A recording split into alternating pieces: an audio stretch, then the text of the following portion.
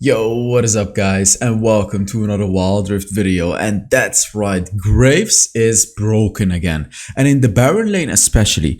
The thing is, like, the new item Hullbreaker just suits Graves so incredibly well, and during the gameplay I'll explain to you exactly how to use it. By the way, in the beginning part of the video I'm going to explain to you guys how to build Graves. There are timestamps in the description, like always, to skip. This is going to be a little bit of a long build part because basically it really depends on your game how to build Graves. It really depends. So what do I mean with that? I'm talking about the Baron lane Graves, by the way. There is 3 items that you can start with. First item Hullbreaker, second item Bloodthirster, third item Black Cleaver. So let me tell you exactly when to start with which one. Are you up against a tank? Boom, you start with a Black Cleaver. Are you up against a squishy? Boom, you start with a Bloodthirster. Do you have a weaker composition than the enemy, like a much weaker, you know, if you have like a very weak jungler, very weak dragon laner in the early game, then you can even start with a Hullbreaker first item, guys. And what you're gonna do with this item is you're basically gonna be ignoring the dragons with your team, and you're going to be split pushing all game long. This is going to be a very specific item, however. Like first item Hullbreaker is, you're almost never going to do that. Very likely you're going to get a first item Bloodthirster. And as I said, sometimes Black Cleaver, if you're up against like a Malphite or like a, you know, like a Shan, something like that. If you're up against a very tanky matchup, boom, you go for the Black Cleaver. And then second item, make sure you get the Hullbreaker. You don't have to. You don't have to. Let me tell you why you don't have to. So obviously Hullbreaker is a split pushing item, but if you want to roam around and fight with your team, then you can actually get away with getting a Bloodthirster. But there is some other items that you can also go on Graves. So let me tell you, if you want to be a bit more of a tanky Graves, then you can actually get away with going for a Death Stance as well. This is a very specific item. Yet again, like if you really need what is it called? Armor. Like if you really need armor, you can get the Death Stance. Then we also have the build where you don't go for the Hullbreaker. So let me show you. If you do not go for the Hullbreaker, oh, oops, I don't need to have this item. If you don't go for the Hullbreaker and you're up against a very squishy enemy, like let's say the enemies are incredibly squishy, then this is going to be your build. Boom, boom, boom, boom. And then whichever boom you want, right? Like it depends. You can go for a Death Stance last, you can go for a Phantom Dancer. Solari is actually absolutely amazing as well on Graves. Like basically this build is the squishy build. And then as I said, you know, if you want to be split pushing, which very likely you do because it's such a good item on Graves, then you build the Hullbreaker on Graves, and then, you know, also the Black Cleaver. Black Cleaver is just generally good, but as I said, if you want to destroy squishies, skip the Black Cleaver. Like you can also combine the Hullbreaker with this build. Then the build looks like this. Like this is also a viable build. As I said, it just completely depends on what you want, on what you can build. Now I've pretty much explained to you all the different kinds of Graves builds that you can go for. This is the squishy build, and earlier in the video I explained to you guys anti-tank builds and blah blah blah. So what boots do you go for on Graves? Very, like 90% of the game's Mercury threats, because you want to be continuously fighting. You already get a lot of armor. Again, if you do still need more armor, like if you're against a heavy attack damage composition, you can get plated steel caps. Other boots that I really love is Glutinous Greaves actually. If you're against a composition that doesn't have a lot of CC, you can actually get a Glutinous Greaves, especially if you decide to not build a Bloodthirster. If you don't build a Bloodthirster, right, like if you go for the Black Cleaver, Hullbreaker, etc., then you should actually get the Glutinous Greaves for the 8% healing, because it's really important with Graves because it allows you to keep fighting. And then for your enchantments, you go for Protobelt to be able to dash to the enemy super hard, like pretty much always Protobelt. Obviously, sometimes you can get a teleport if you want to have a teleport, but as I said, Protobelt is going to be be much better. So for the runes that you go for is always Conqueror, never Fleet Footwork. Graves doesn't need a Fleet Footwork. I used to go for this one back in the days, but he really doesn't need it. Second rune, Brutal, and I know Brutal sucks, but on Graves it doesn't suck because it gives you so much more early game damage. It really allows you to win your lane in the early game and get yourself that first item before the first dragon. Like, it's just such a good rune on Graves. Champion is not worth it because Brutal is also decent in the mid-late game. Third rune, yet again, Adaptive Carapace. You want to have these early game heavy runes because Graves late game is insanely strong too, and this allows you to win your lane very easily, really, like pretty easily with the Brutal and the Adaptive Carapace. Fourth rune, you go for Sweet Tooth, yet again, to allow you to win the lane and to get a lot of gold and bonus healing from it. For your spells, yet again, you go for the Barrier, and the reason is, first of all, early game Barrier is great. Secondly, late game Graves already has enough damage. You don't need an Ignite. Like, you don't need an Ignite. Graves already has more than enough damage to compensate for an Ignite. One basic attack does more damage than the entire Ignite in the late game. So having a Barrier which can buy you time in the late game, and it may allow you to hit like 1 or 2 more basic attacks, it's obviously worth it, right? So that is it about the build part. Let's now get into the gameplay. Alright, on to the gameplay. I tried to get you guys a good game because most games I absolutely hard stomped. Basically, I was trying a different build every time, like starting with HULLBREAKER, starting with Black Cleaver, Bloodthirster, and that's how I was able to actually explain to you guys fully how to build Graves, right? Like, otherwise I would never be able to explain it. And yeah, as I said, it's all viable. It is all viable. It's just situational. That's the thing. Like, you just really have to understand when you need what. And again, I'm not gonna explain it now because I did during the build part. Oh, I need to pick skin winners. It's 4 AM right now, so okay, I'll do it tomorrow. Don't worry, because I gave away 8 legendary skins last month. I haven't picked the winners yet. You know, I'm gonna do it tomorrow. And then for this month, I'm also gonna be giving away 8 legendary skins. All you have to do is put a comment under the video. Yeah. Don't worry, guys. Like, I'll do the skins for this month. I'll do it very soon. If not tomorrow, it's gonna be the day after tomorrow, but it's gonna be done very soon. Don't worry. So yeah, Graves in the Baron lane. By the way, Graves jungle is also really good, but I'm really loving Graves Baron lane especially. Like, I rated him as an S+ tier champion. You guys did give the tier list 2000 likes, so I'm of course giving you guys the Graves video. Look at how I'm playing my lane. I'm up against a Malphite, which is, you know, not the easiest matchup. Really not the easiest. But also not the hardest. Do you know what easy matchups are for Graves? Let me tell you. Champions like the Riven. Reason is, like, the whole power of Riven comes with their mobility. But when champions want to fight Graves up front, Graves does incredibly well into them, because Riven, you can kite her with your third ability, you can use your second ability to don't allow her to watch, and then your first ability to do an insane amount of damage while she's chasing you. Basically, Riven never out damages a Graves, right? Like, Graves just works very well. Graves also works very well into a Pantheon, because Pantheon cannot outtrade a Graves either. Like, look at this. What is the Pantheon supposed to do against me? And then other champions that Graves would work well against, let me think. Renekton. Graves does pretty well into Renekton too. Yeah, there's others, but these are a few that just came up to me. Look at what I'm doing, by the way. I'm already pushing the turret. That's the beauty of Graves. Like, even before the 4 minutes mark, when the turret has bonus defense, you can already push. Like, look. I'm not pushing now because he's gonna block it, but the way that I'm playing my lane is incredibly aggressive, you see? I'm constantly dealing damage to the Malphite, and if I don't deal damage to him, I deal damage to the turret. You know, this is what Graves can do. This is why you go for the Brutal, because Brutal allows you to push waves really fast. You can clearly see that my playstyle with Graves really complements the Brutal rune, because Brutal gives you that attack damage, and it especially allows you to clear waves very fast. So it's not only a jungle rune, it's actually also a good rune for Graves. So here, yet again, I'm gonna hit the turret a few times. As you can see, like, he can't kill me. I'm gonna go back now. What I'm gonna go in this game is, of course, the Black Cleaver. Reason is, as I said during the build part, because I'm up against a tank, right? Like, I'm up against the Malphite, so I'm going for the Black Cleaver, which allows me to deal a lot of damage to the Malphite. I believe that in this game, I'll go for the HULLBREAKER second. I believe. I don't know exactly, but I believe that's the case. We actually have a Nunu in our team. I'm kind of curious. If you guys want to see Nunu, make sure you give this video a like. You know what? If this video reaches 1,500 likes, I'll bring out a Nunu video as well. Might as well, right? Like, why the hell not? So if you guys want to see some Nunu, which, trust me, is a very underrated champion, then make sure you give this video a like. So right here I'm freezing the lane because, you know, I can just freeze the lane. There's no reason for me to be pushing it out. And then here, you know, I'm basically thinking I can either push out the lane or I can freeze it. Like, both are fine, really. I'm pushing it out now because I only need 200 gold for the black cleaver. Like, I can push it out fast and I could quickly get a black cleaver.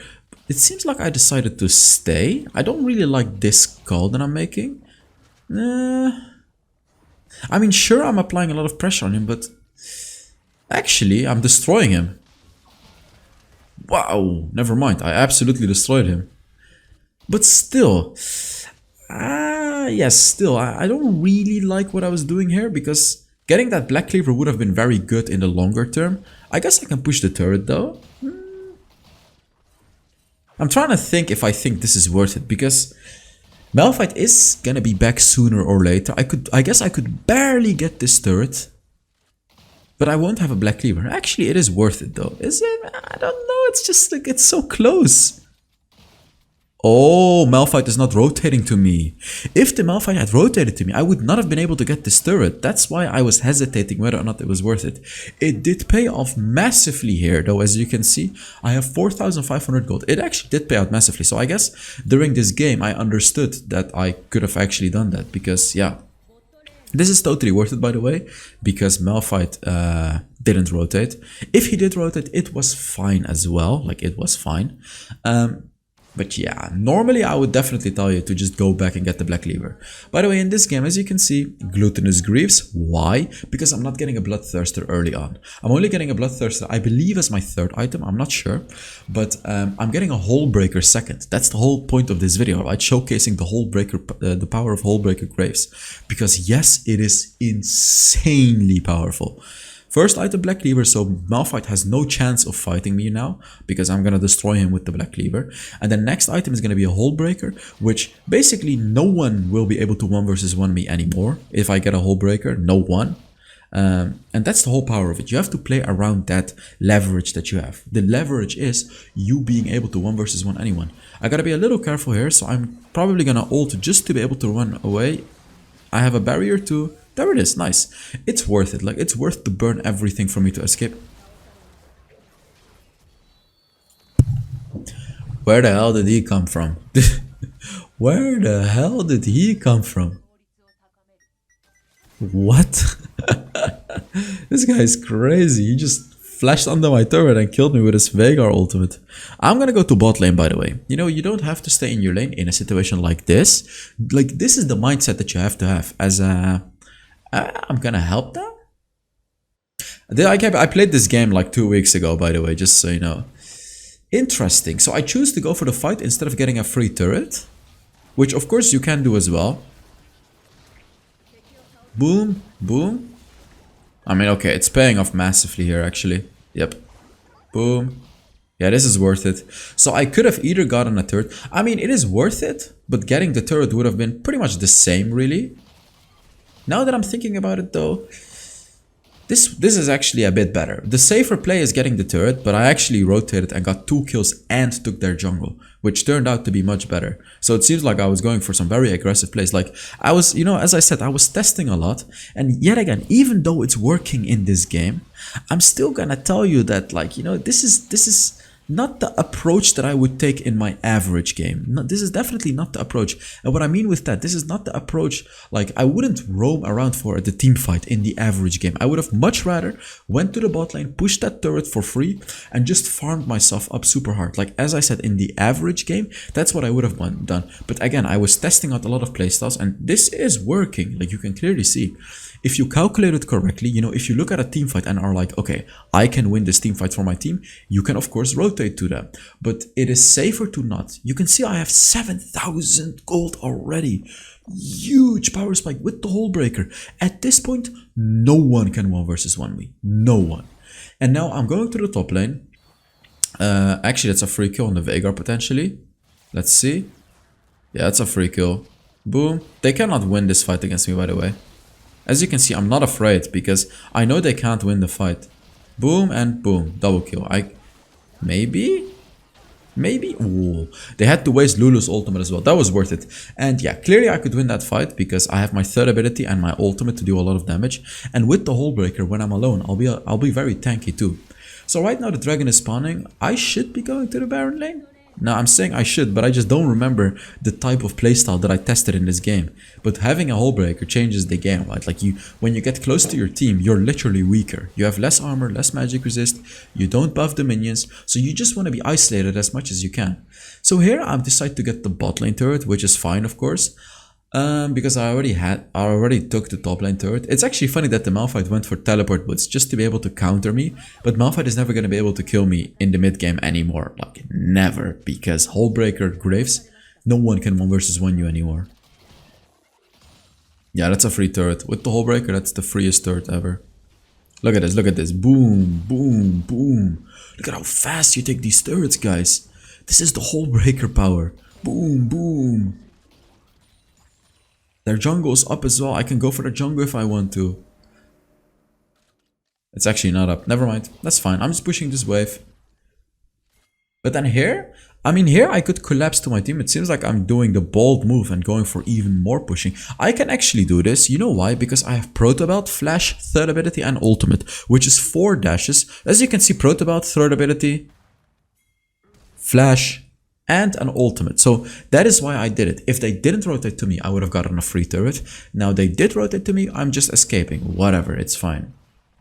So yeah, again, in this game, it seems like the playstyle that I went for is, even though having a Hullbreaker, I tried to help my team. And it's working very well, right? Like, it's working very well. You don't have to do this, but it is working decently. Here, it's like, you have to, you see, I'm looking at the map, and I am pushing, regardless of 5 of them being able to roam through me, I am still pushing. Here I'm just gonna get the turret real quick. I'm probably dead, but I'm just getting the turret. It's a whatever. They can get the free dragon here. Like, it's worth it because they get a dragon, you see? Like, 5 people rotate to me, my team gets the dragon. This is the compromises that, oh, do they though? They should be able to get the dragon for free, right? Yeah, they killed the Pantheon, exactly. And they got the dragon. You see, like, this is what I'm trying to say. It's not all about pushing turrets. It's also about baiting the enemies to roam to you, because I got a turret and my team got the dragon there, right? You see how that gets us ahead a lot? Oh no, that is sad. So right now, Rift Herald is up. Where are my eyes in the game? Right here, guys, right at this turret. So that should be my goal. You see, like, I was thinking, okay, should I roam to top lane or should I go to the bot lane? I went to the bot lane. Unfortunately, the enemy took the Rift Herald already. It's fine though. It's okay. Somehow they took our red buff as well. I would have taken the red buff if they hadn't. I'm going to be pushing the bot lane here yet again. I'm probably not going to go too far because you don't have to. Like, don't go too far. Like, this is a bait that many people would take. If you go way too far, you're just going to get killed.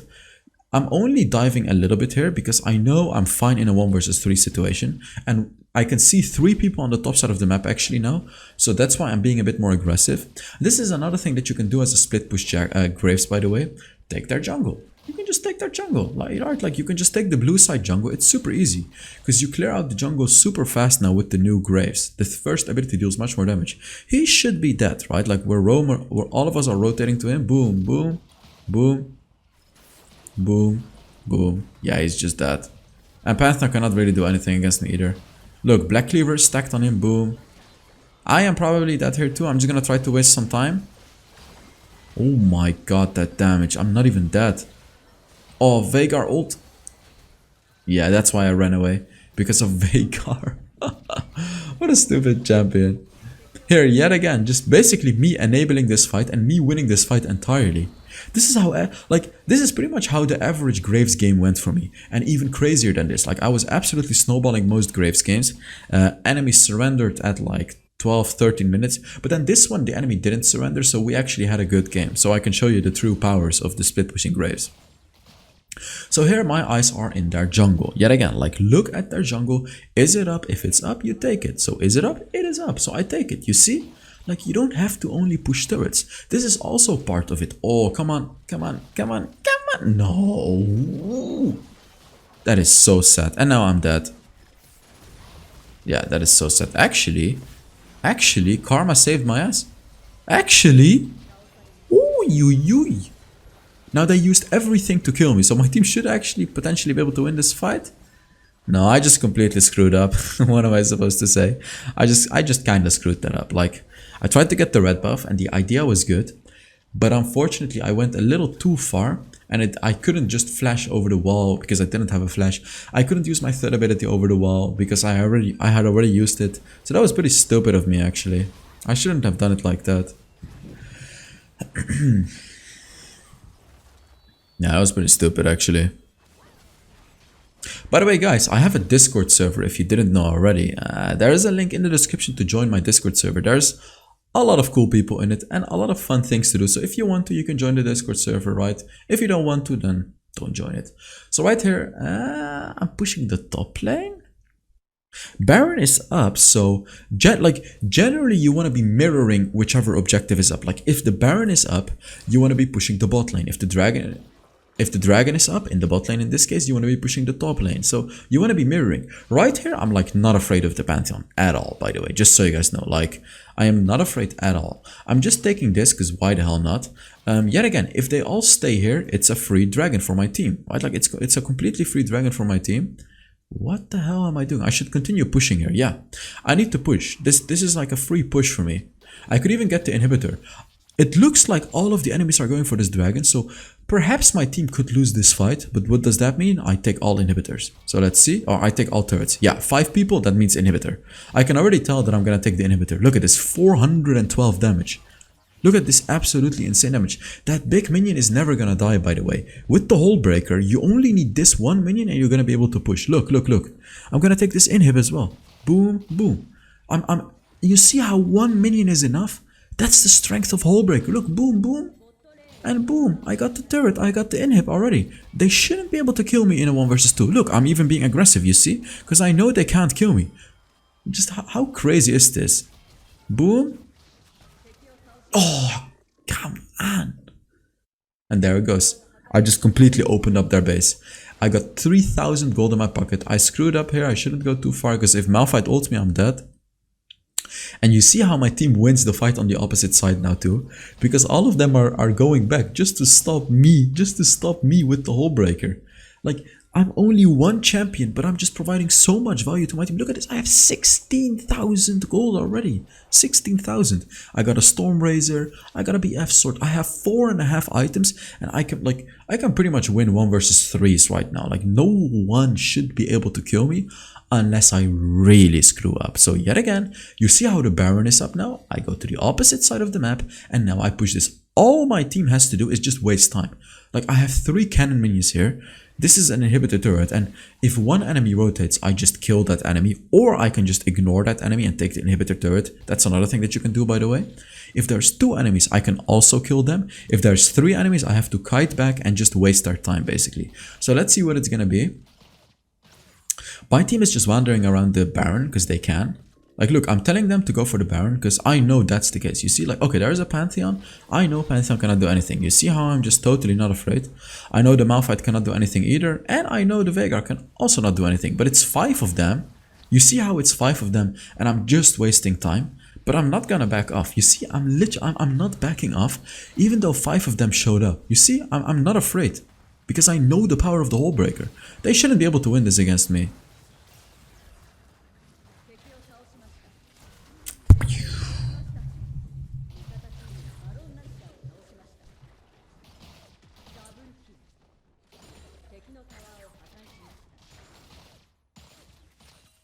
There is still 2 of them in the mid lane. I'm just gonna finish the game. Enemy triple kill. Look at this, look at this, look at this. Just look at this. The game is just over. The game is just over. It's as simple as that. The game is absolutely over. How crazy is this, guys? Just tell me how crazy this is. So let's take a look at how much damage I did. This was actually very early in the season, as you can see. Now I did 28,000 damage. So thank you so much for watching. Make sure you give this video a like if you enjoyed it. And I will see you all in the next Wild Rift video. Bye-bye.